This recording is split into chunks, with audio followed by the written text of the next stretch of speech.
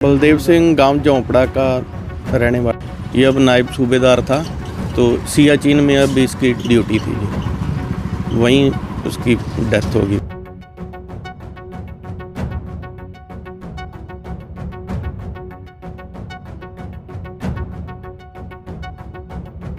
क्या नाम है आपका? गुरचरण सिंह। बताना क्या बताने जो कि बात ही नहीं रही है। बहुत होना रहा सी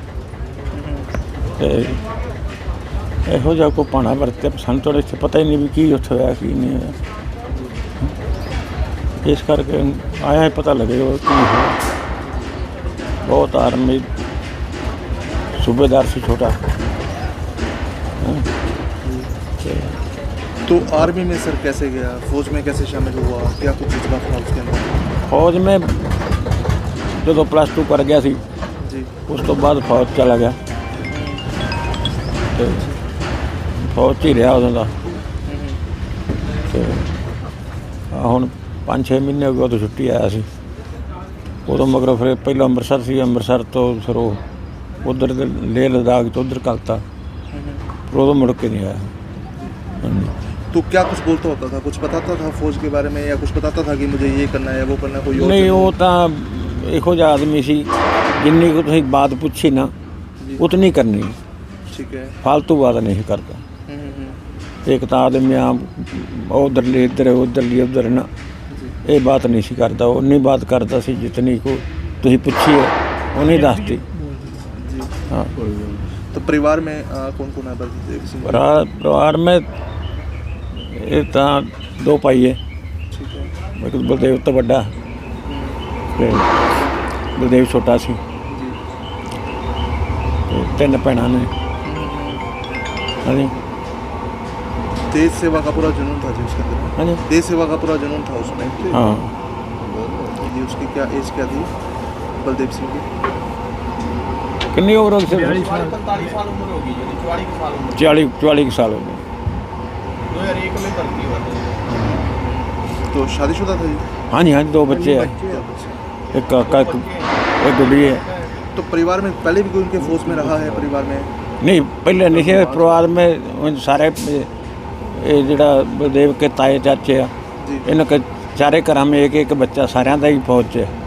ठीक है। हाँ, मतलब फौज परिवार से ही है? सारे परिवार सारे 4 ਭਰਾ ਚੋਂ ਦਾ ਇੱਕ ਬੱਚਾ ਫੌਜ में। सारे आर्मी में।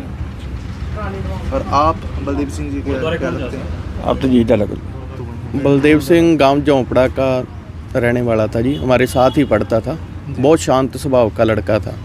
जितनी उससे बात करते थे उतना ही वो बोलता था, उससे अलावा उसको नहीं था।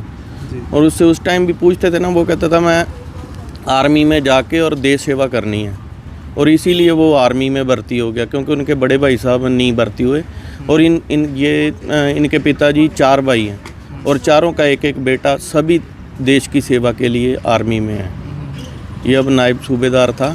तो सियाचिन में अब इसकी ड्यूटी थी जी, वहीं उसकी डेथ होगी बस। तो कभी कुछ कहता था कि देश को लेके कुछ बोलता था कि मुझे ये भी करना है, मुझे वो भी करना है? कभी कुछ कहा हो कि ऐसा नहीं, किसी इतना ज़्यादा उससे बात नहीं होती थी, क्योंकि वो शांत स्वभाव का लड़का था। बहुत ही ज़्यादा, जितना उससे बात करो उससे अलावा वो बात नहीं करता। उतनी बात का ही जवाब देना। कोई गाली भी निकाल गया तो भी वो किसी को कुछ नहीं कहता था। इतना स्वभाव शांत था शांत उसका, स्वभाव पूरा? बहुत ज़्यादा शांत स्वभाव था। इतना बढ़िया लड़का नहीं हो सकता। ठीक है। आपका पूरा नाम? गुरप्रीत सिंह संधू जी, पूर्व सरपंच झोंपड़ा।